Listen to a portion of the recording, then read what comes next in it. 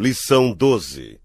Conservando o verdadeiro Pentecostes. A leitura em classe está em Apocalipse 3, de 1 a 6, que é um texto referente à igreja de Sardes. Um assunto muito importante para alunos estudarem, inclusive a parte histórica. O texto áureo está em Apocalipse 2:25, que diz: o que tendes, retende até que eu venha.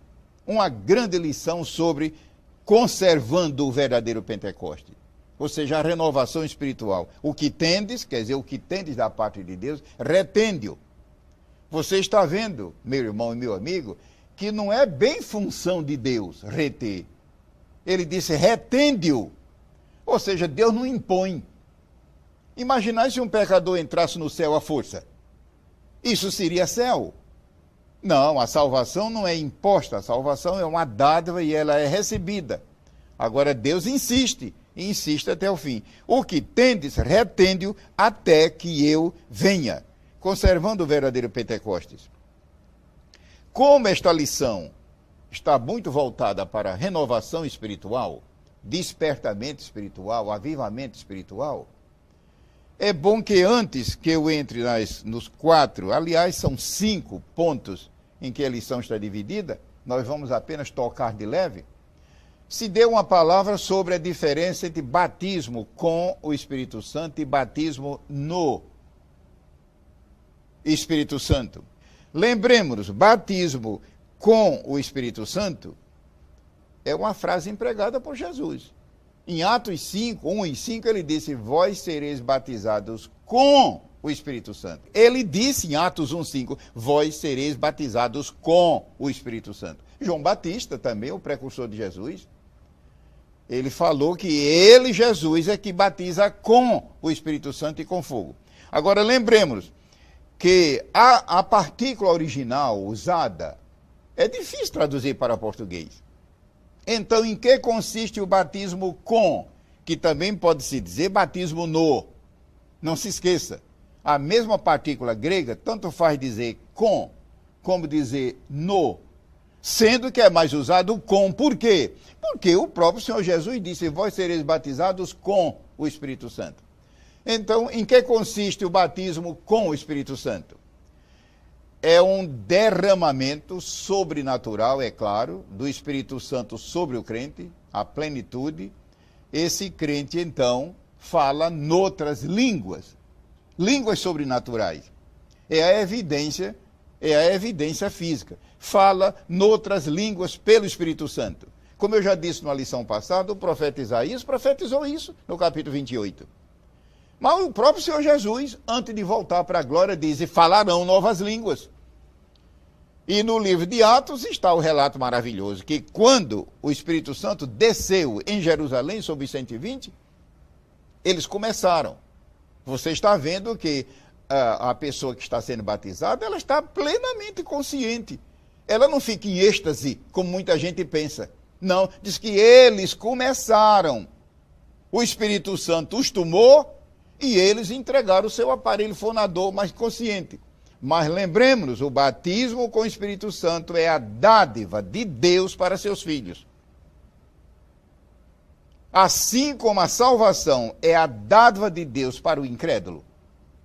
É a dádiva de Deus. O batismo com é a dádiva de Deus para seus filhos. Você que é filho de Deus, busque e receba. E o batismo do Espírito Santo? Aí é diferente. No original é também outra partícula.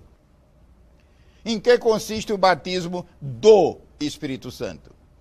O batismo do Espírito Santo é místico, ou seja, é espiritual.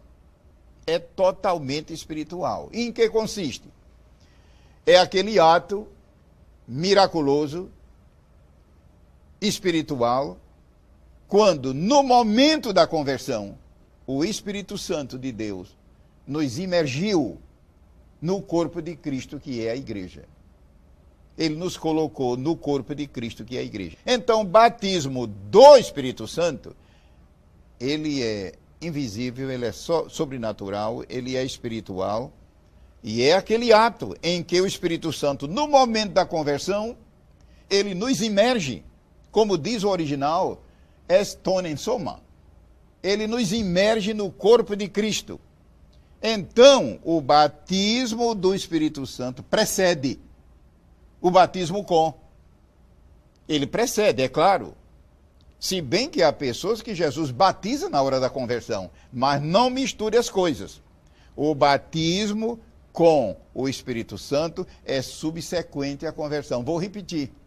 O batismo com, o glorioso batismo com o Espírito Santo, em que o crente fala noutras línguas, ele é subsequente à conversão. Mesmo que Jesus batize na hora, mas primeiramente vem o batismo do Espírito Santo.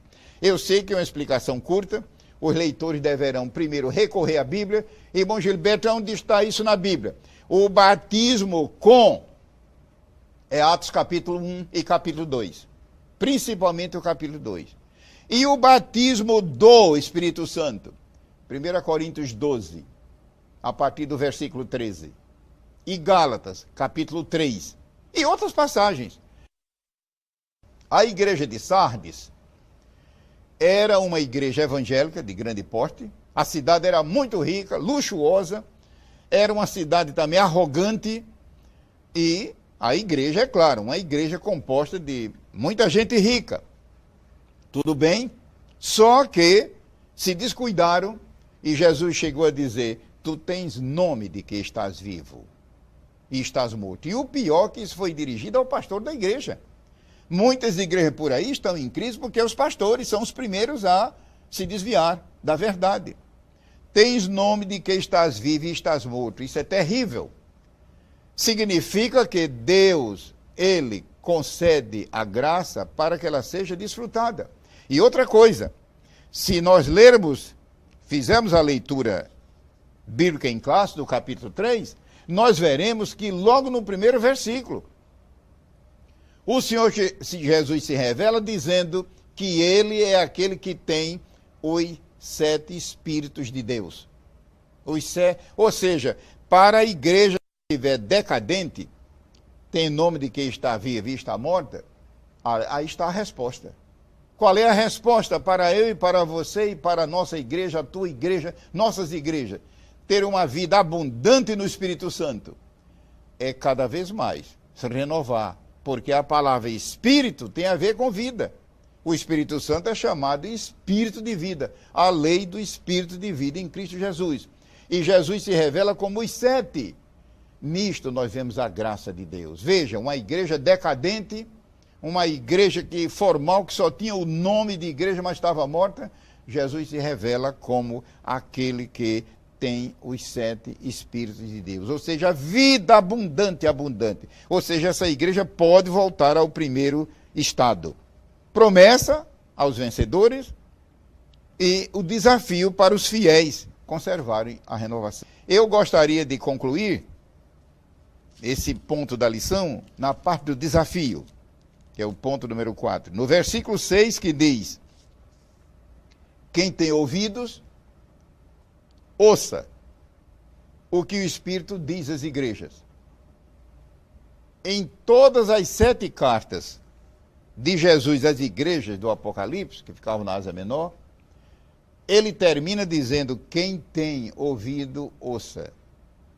Lembremos que não é o ouvido, primeiramente, da cabeça, o ouvido físico, mas é a disposição da pessoa a obedecer.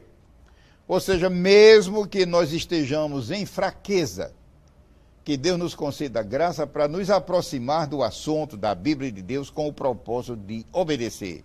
E não apenas o propósito de ouvir, de curiosidade, de querer saber, não, o propósito de obedecer. Deus, Ele fica contente com esse propósito.